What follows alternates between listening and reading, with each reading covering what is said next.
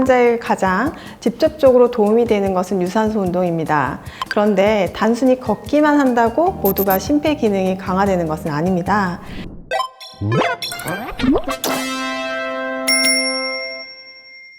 안녕하세요. 폐암학교 유튜브 채널 폐암 무엇이든 물어보세요입니다.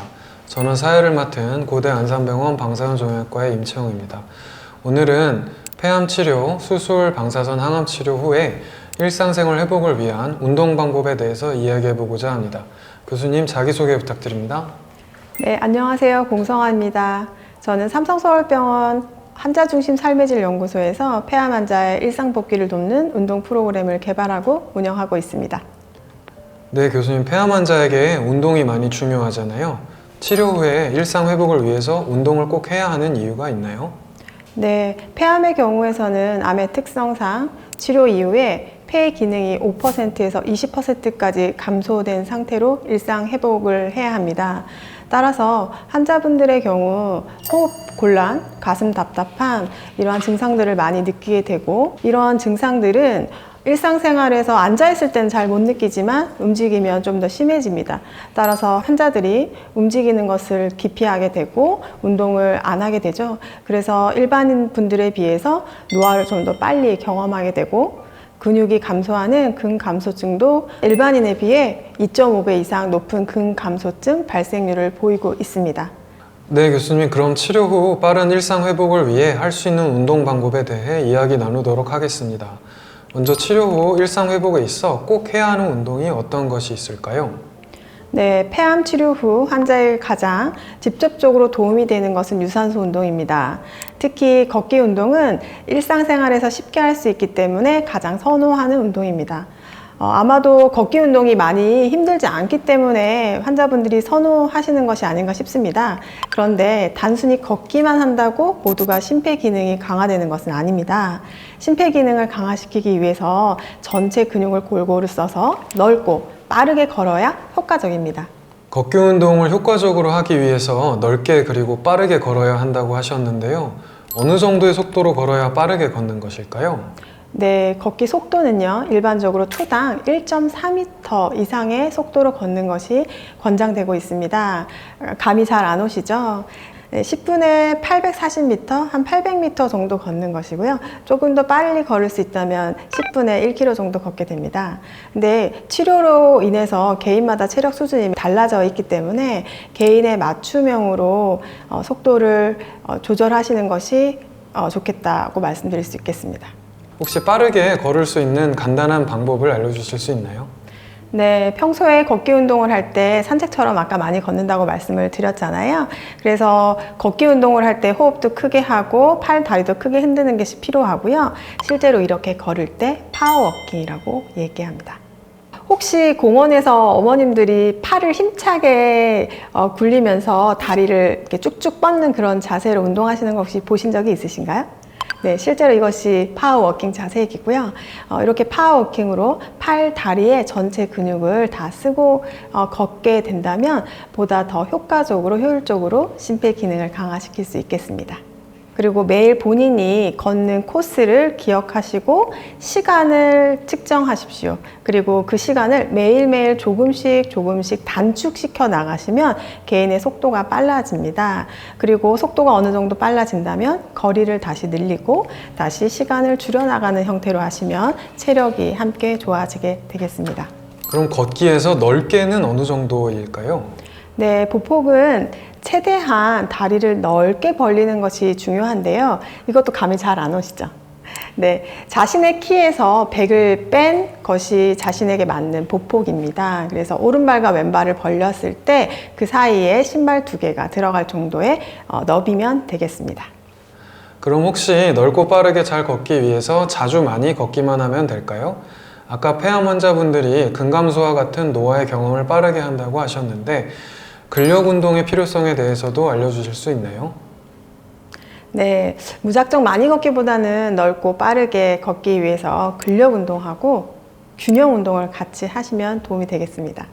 걷기에 관련된 종아리 허벅지, 엉덩이 근육을 강화할수록 넓고 빠르게 걸을 수 있습니다. 보통 걷기 운동이 쉽다고 생각할 수 있어서 힘들지 않게 운동을 하시는데요. 걷기 운동 플러스로 이러한 근력 운동을 함께 하신다면 폐암 환자에게 호흡근도 강화가 되고 걷기의 속도 그리고 너비도 좋아지게 되겠습니다. 근력 운동이 체력이 떨어진 분들도 할 수 있나요? 건강한 분들도 하기 어렵다고 알고 있는데요. 폐암 환자분들이 하면 좋은 근력 운동에 대해서 알려주실 수 있나요? 네, 근력 운동이라고 하면 일반적으로 무거운 쇳덩어리를 들거나 매달리는 등의 운동이라고 생각하시는데요. 그래서 굉장히 힘든 운동이라고 생각하셔서 기피하는 경향이 있습니다. 실제로 힘든 운동이 맞기는 한데요. 운동한 다음날 몸이 오히려 짱짱해진 느낌이 들기 때문에 오히려 근력 운동을 추천할 수 있겠습니다. 보통 한 동작당 최대로 반복할 수 있는 횟수는 12회에서 15회 정도가 좋고요. 이렇게 3세트를 반복하시면 되겠습니다. 동작을 무조건 빠르게 하는 것보다도 근육을 정확하게 사용하시는 것이 중요하고요. 근육을 수축하고 이완하는 것을 스스로 느끼면서 운동을 하시면 보다 더 근육의 발달에 도움이 되겠습니다. 그리고 오늘 실제로 운동을 몇 가지 진행해 볼 텐데요. 약한 체력을 가지고 있는 분들도 할 수 있게끔 운동을 이렇게 일반인들처럼 힘들게 하지 않아도 되는 그런 운동부터 차근차근 알려드리겠습니다. 네, 이제 운동을 조금 더 자세히 알려드리겠습니다. 네, 먼저 잘 걷기 위한 종아리 운동부터 해볼까요? 다리는 11자로 벌리고 뒤꿈치를 들어 올리고 내리는 동작입니다. 이때 뒤꿈치를 들어 올렸을 때 엄지발가락 쪽에 힘이 가게 버티고 내려오시면 되겠습니다. 뒤꿈치 들어 올리고 천천히 내리고 이때 종아리와 허벅지, 엉덩이에 힘이 들어가는 것을 느끼시면 되겠습니다. 혹시 환자분들 중에서 다리에 힘이 없거나 좀 어지럼증이 있을 수도 있기 때문에 벽을 잡고 하거나 식탁 의자를 잡고 집안에서 하셔도 되고 걷기 운동을 하기 직전에 이렇게 준비 운동으로 종아리 운동을 하시고 걸으셔도 됩니다. 이 운동이 조금 쉽게 느껴지신다면 한 발로 하는 뒤꿈치 들기 운동도 있습니다. 자, 한쪽 다리를 반대쪽 다리에 붙이시고 뒤꿈치를 들어주시겠습니다. 들어 올리고 내리고 네. 이때도 마찬가지로 벽을 잡고 하거나 식탁 의자를 잡고 하시면 안전하게 하실 수 있겠습니다.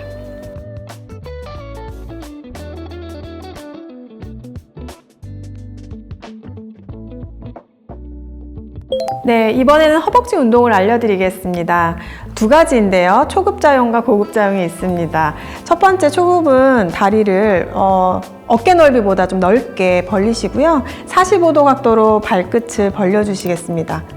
네, 이 상태에서 의자에 앉듯이 엉덩이를 뒤로 내리면서 앉아주시면 되겠고요. 초급이기 때문에 자, 여기까지만 내려갔다 올라오셔도 됩니다. 자, 이렇게 다시 한번 내려갔다 올라옵니다. 다시 내려갔다 올라오겠습니다.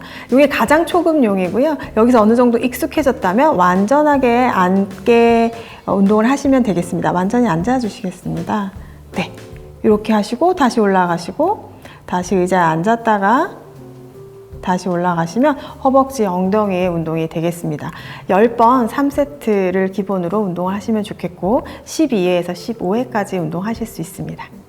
자, 그 다음에는 중급자용입니다. 이제 고급자 분들도 함께 하시면 되겠고요. 다리는 11자 모양으로 해서 어깨 넓이보다 조금 넓게 벌려주시고요.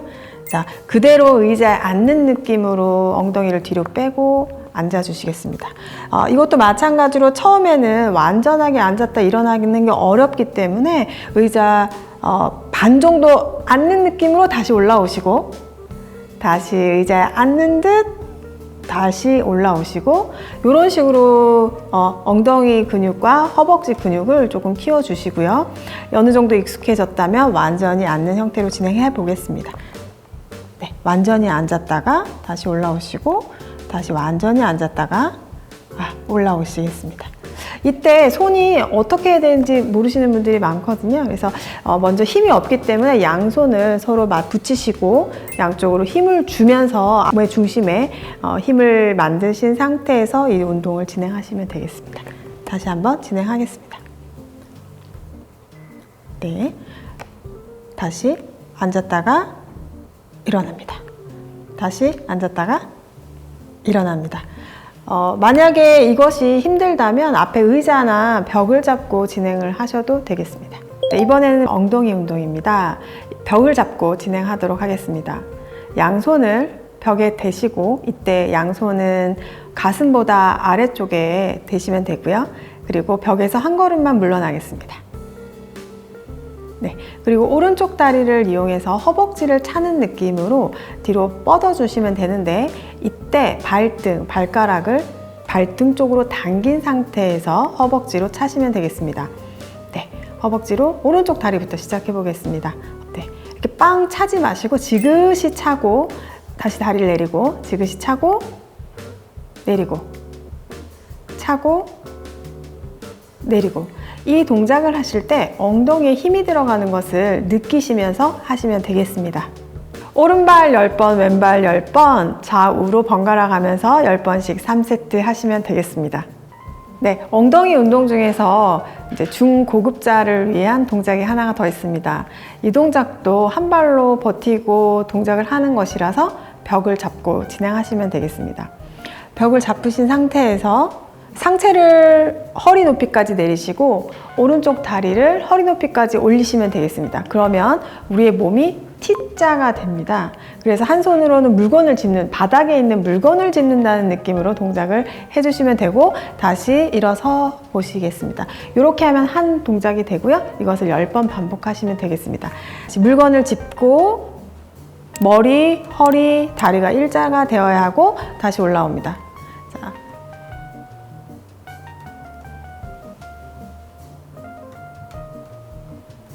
오른발, 왼발 번갈아 가면서 10회씩 3세트 진행하시면 되겠습니다. 네, 추가적으로 밸런스 운동을 한번 해보겠습니다.